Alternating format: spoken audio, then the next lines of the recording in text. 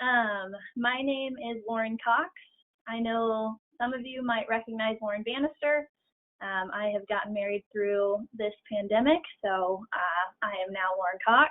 I'm the HR manager here at the REC Foundation. I actually have Mike Martis on with me. He's going to help out a little bit later with any questions that come in. This session is going to be recorded and will be posted tomorrow along with the rest of the sessions. If you do have any questions throughout the presentation, if you would put them over in the chat box on the side, and we'll do a little Q&A at the end. We are just going to go over background checks. As most of you know, last year we implemented background checks for all event partners. Obviously, the safety of our community is a top priority for us, and we think that this is a good step forward in that direction of ensuring the safety of everyone that competes or attends or volunteers at an event of ours. I know most of you probably have taken your background check at this point, but I did just want to do a quick overview of what it is and what it entails for any new event partners or maybe event partners that haven't gotten to take theirs yet. The REC Foundation partners with Sterling Volunteers. It's a volunteer database. They run all of our background checks through their system. I would say it's probably one of the top volunteer background check databases out there. Other large entities like Girl Scouts of America or Special Olympics also use them. Something kind of interesting about Sterling Volunteers is if you have already completed a background check with us or one of those other entities that use it, because it's through the Sterling platform, you can actually transfer that background check to us, which is quite uncommon. Our background check consists of the 4 things listed here, which is a social security trace, a government watch list, it's a national criminal database search, and also a sex offender registry search. Down there on the bottom, you see we have the EP background check FAQ. We're actually going to be linking that into the chat here shortly. It has a lot of the common questions that we got last year and the answers to those questions there. So if you guys want to take a look at that if you haven't already. And then my email address is always open for any other questions you guys might have. I think HR at Robotics Education is pretty easy to remember, but Lauren_Cox at roboticseducation.org will also be a great way to get in contact with me. There's a little bit of information there on how Sterling stores your information. That was a big question that we received. You can actually check out Sterling's website as well, and they go into very, very great detail of how secure their website is. I did want to go over just a couple of the most common questions. These are all included in that FAQ. The biggest one I think we got last year when all of this started was, do they have to add their social security number? You do not. Criminal records is actually tied to first and last name. It's not tied to a social security number. The only reason they ask for that information is if you have a relatively common name like John Smith, it would be better for you to add that so that they can, if anything does come up, they can narrow it down to if it's you or one of the many other John Smiths out there in the world. But you absolutely do not have to include that. There's a small box when completing it that says no social security number, and you just have to check that box. Another great question that we got last year was, will you be checking my credit?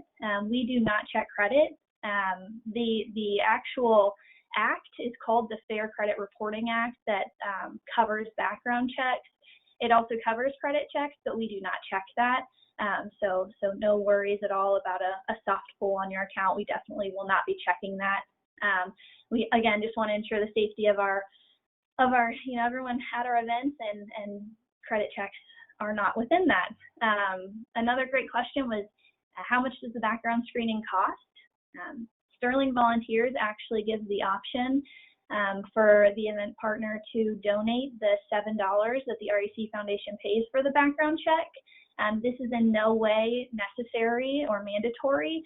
They are just, as you know, they deal with multiple nonprofits. They give all of the event partners the opportunity to donate that back to us so that we are not covering that cost. But again, it's 100% paid for by the REC Foundation if you don't choose to donate. Another big question that I got a lot was if, you know, teachers having already undergone background checks and fingerprints, if they had to complete the background screening process.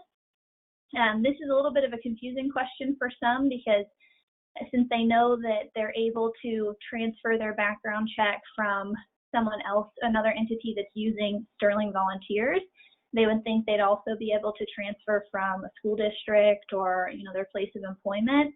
Unfortunately, since those companies are using different background screening processes and they might be checking, you know, not the same things that we are on a background check, you can't transfer that. So you would have to go back in and redo it. We do understand that teachers undergo a pretty, you know, hefty process to get background checked and fingerprinted for their schools, but we do just want to make sure that event partners are doing the same, not really the same, a little bit lighter of a background check, but on our end as well. Another great question was if our employees have to undergo background checks, and they very much do. We actually have background checks that are done when a new employee is offered the role, and they do have to pass that background check in order to be brought on. Our background checks for employees are actually more in-depth than the volunteer ones because we definitely want to assure that, you know, our employees are the right fit for these roles. I'm hoping that you guys have more questions because we will have time at the end, but again, these were just kind of the most common ones that we answered on that FAQ last year. What I'm most excited to go over with all of you is the implementation of background checks into robot events. This is something that we've been working really hard to do. I say we, mostly IT and Bill Rhino, who is a senior regional support manager, but also our go-to robot events guru. So he has been super helpful along with all of IT getting this implemented. You will now, as an event partner, not have to go to the Sterling website, just, you know, sterlingvolunteers.com. You'll actually be able to do it through robot events, which will streamline the process for you all. I know, so this obviously last year we said it was a voluntary to do the background check for the 19-20 season. This year it is mandatory, and for your events to be approved, you will have to have an eligible status on your background check. So we just implemented these in robot events, so it links up to your events. That was implemented last week, I believe. So if you go in, you'll now be able to see something similar to this on your your event edit screen. So if you have an event, obviously you see over here on the right-hand side all of the you know, things that you need to get done for your event to be approved, and you will now see with a red check or X there, background check. That would be that this person needs to complete their background check. That's the way that you would know that you need to do it. You'll see this as of today in your event calendar or in your event edit screen if you have not done it. Once you see that background check X, you click on that background check link and it will bring you to this page. I don't know if you guys can see my mouse on here or not, but you'll see that background check link right there, and it'll bring you here where you will start to fill out your information for Sterling. Once you fill that out, I'm actually going to back up because I moved forward too quickly. Once you fill out your personal information here, you'll see it doesn't ask for your social security number. You will click on submit, and that will bring you on to this step 3 right here, which says, you know, please visit the Sterling Volunteers page to actually start your background check.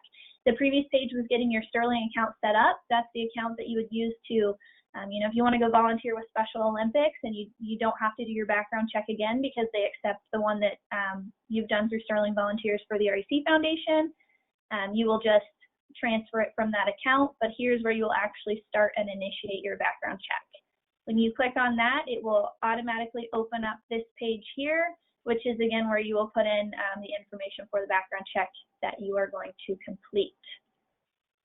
The next page here, once you've completed your background check, you'll get the green check mark next to it, similar to downloads or edit event information, and you'll know that you're good to go. Your RSM will also know that they're good to approve your event when they see that green check mark. If you are an EP that hosts an event with multiple other event partners, sometimes we have 2 or 3 event partners that want to host an event together, you might see a page like this. It will tell you something like, unfortunately, due to 1 or more event partners missing content, we cannot approve your event at this time. If you see that, but you know for a fact that you've completed your background check, that simply is going to mean that there is another event partner who needs to go through the process. So the way around that would be, if that event partner decides, they're not interested in completing the background check, you would essentially have to remove them from the event and host it yourself, or just have them complete their background check. Once all event partners are marked as eligible, you will see a green check mark here, and that will mean that your RSM can approve your event. There are a couple of you who have events that have already been approved, and maybe you haven't done your background check. That would mean that now that we've implemented this, your event has turned around to unapproved. Your RSM should have already reached out to you and let you know how to complete it. So now all you'll have to do is go to your event edit screen, click on that background check link next to the red X, and go ahead and complete it. Pretty awesome that we now have that incorporated. I think it's going to definitely make it easier for you as well as the RSM to make sure you get that done. Again, if you ever have any issue with your background check or with Sterling itself, feel free to reach out to your RSM, but you can absolutely email me at hr@roboticseducation.org or Lauren_Cox@roboticseducation.org, and I would be happy to assist through that. There are a couple, I have had a couple of people who have had some issues with maybe their email address that's associated with their Sterling account is different than their email address in Robot Events. If that's the case, I can go in and physically edit it for you. You don't have to, take the background check twice.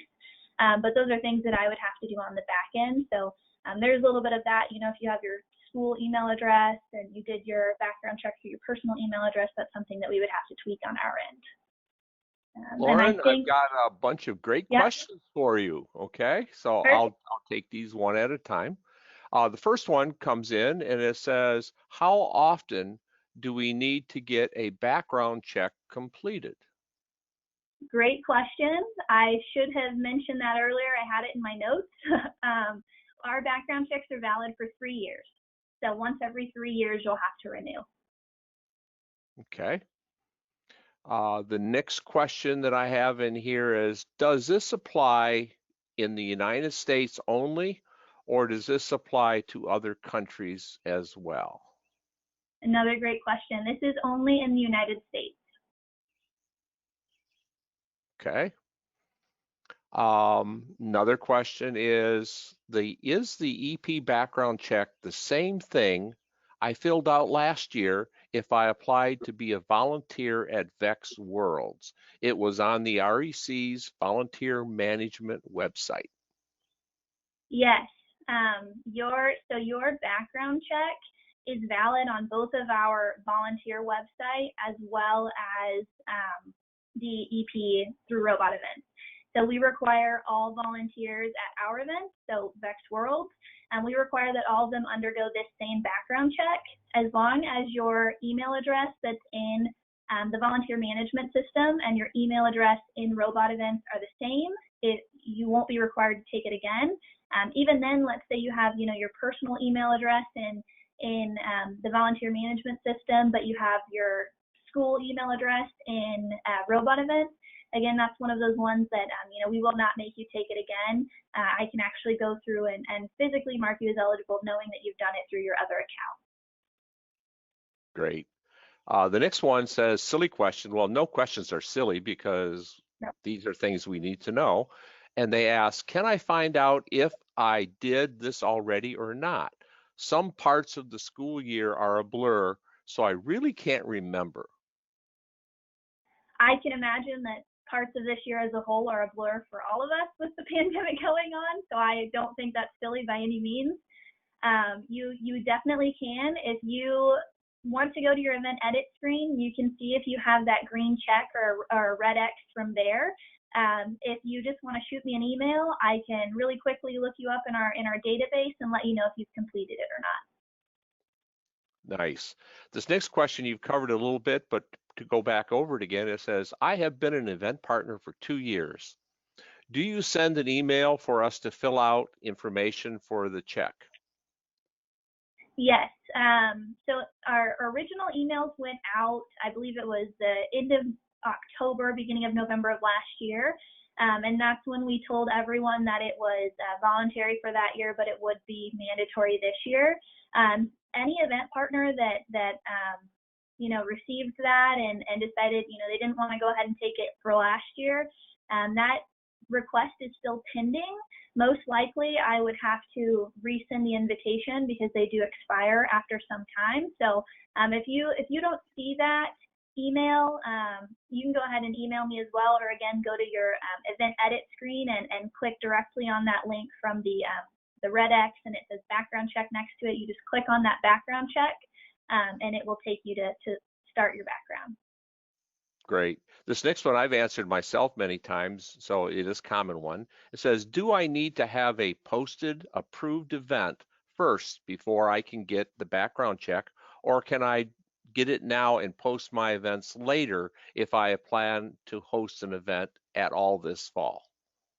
Yep, you can definitely be proactive and go ahead and complete your background check. I would have to ask IT. I don't think that we've implemented just yet the X under your, what is your, profile. I can't think of the word that it actually says on Robot Events right now, but I know eventually there will be the X or check right there. I don't know if that's there yet, but I can definitely confirm. The easiest way to do it now, if you want to, is to just go ahead and send me an email, and I can get it sent to you if that's not in Robot Events already. Okay, and this. Yeah, Lauren, I was going to mention on that one that I know that the development group was working on that about a week ago. So if it's not there now, it should be there soon. Perfect. And this next question. Go ahead. Sorry. Go ahead. No, I was just saying I knew it was in the works, but I didn't know if it was up yet.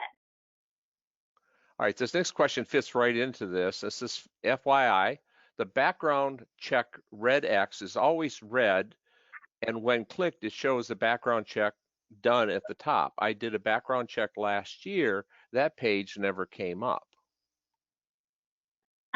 Whoever that question came from, if you want to shoot me an email, I've had a couple of people reach out and say, I've completed the background check, but it's showing a red X. And so far, that's been because of the two emails, one associated with the background, one with the RE account. But I can absolutely troubleshoot that with you. All right. The next question is, how can I see my background check status in Robot Events outside of an event? So that is what either will be implemented in the coming days or might have been implemented this week with the EP Summit. I have not given it a check, but on your account page, I can tell you the exact word if I go to Robot Events. But on your account page, you should have I think under your My Account tab, where you would see, your name, your phone number, those kind of things. It would have the same exact red X or green check background check that would be listed there. I believe it's where you would put your name and phone number in. I will add that after the EP Summit, am going to post the screenshots that I had in the presentation today, as well as some of those. I'll post a screenshot as well as where you can see your status outside of an event in a document similar to the FAQ on that same page. So you guys will be able to reference these from there as well. All right, that's great. That'd be a good resource for everybody. Next question is, I will be able to do this only after I try to register for an event. I don't see it on Robot Events right now. I think this is probably a question similar to the one previous about where on the account information page it is. that is something I know that the developers implemented this on the event page last week. I believe that's in the works this week. So if it's not up already, it should be in the coming days or weeks. And again, I can we'll add that into maybe one of the, hopefully marketing's listening to me right now, into maybe one of the upcoming EP blasts when that document's ready. That way you guys can reference it. But for now, if you don't know if you've taken it or not, shoot me an email and I can give you a quick answer. Okay, this next question you've gone over once already, but it is an important question, so I'm going to read it again. If we are not going to be able to host an event this year, how should we access the background check site? Again, within a week or so, you should be able to see it from your account information page. From now to then, shoot me an email and I'll let you know. Okay. Next question is, I think Sterling Volunteers checks the background of U.S. citizens or residents. What does happen with the international volunteers? So volunteers, we actually, I guess EPs, international EPs is what the question would be asking. What do we do with background checks for them? As a organization in the United States, we can control the background checks for EPs in the United States. There's been questions, for example, about volunteers in the U.S. if we're going to background check them as well. Obviously, we have that in our sites. That would be great to be able to background check, all international volunteers as well as all volunteers in the U.S. But I think we've got to take this step by step. So, we're ensuring that all U.S. events are background checked for now. Obviously, there's a lot of laws and regulations that go into checks across the world. So those are things that little by little we'll be able to tackle. Okay, I'm going to blend the next two questions together because they're very similar. And that is, what's the URL where you go to get the background check? Because they're not sure where to sign up for the background check. So the background checks, the URL is specific to the user. So that URL, if you had received this in November, you would have received an email with a URL specific to you. Within Robot Events, as of today, you can see this in your event edit screen. The URL is built into that background check next to the red X. In the coming weeks, again, you should be able to access that link from your account information page. All right, and this next question starts out with, my apologies if I've missed this. So if we had a background check done before the 19/20 season, that'd be last year, will that carry over for this season? Yes, so we had a lot of EPs that completed this last season, and it absolutely will carry over. Those are valid for 3 years. So you will not have to renew your background check until 3 years from the date that you first completed it. Lauren, at this moment in time, I have no additional questions coming to us. Oops, it looks like one more came in, I think. Oh, there it goes. Yep, it just rolled into my screen. I haven't had a chance to look through the information on the volunteer system that is becoming available, but is the background checks for volunteers implemented in that, or are there plans to do so? And what about coaches and mentors of teams? So the volunteer background checks, the REC Foundation requires background checks for volunteers at the events that we host. So that would be, Vex World. We require any volunteer at Vex World to have a background check. As of now, any events that an EP hosts, we do not require background checks for them. We know that, as an EP, if we said you had to have a background check for every single person, that might become a bit of a, we don't want to impose any more costs on an EP than we have to. We, as the REC Foundation, do not pay for all of the background checks for volunteers at EP's events. Obviously, we would love to be able to do that in the future, but I think there's a little bit more into it than on the back end than we would like.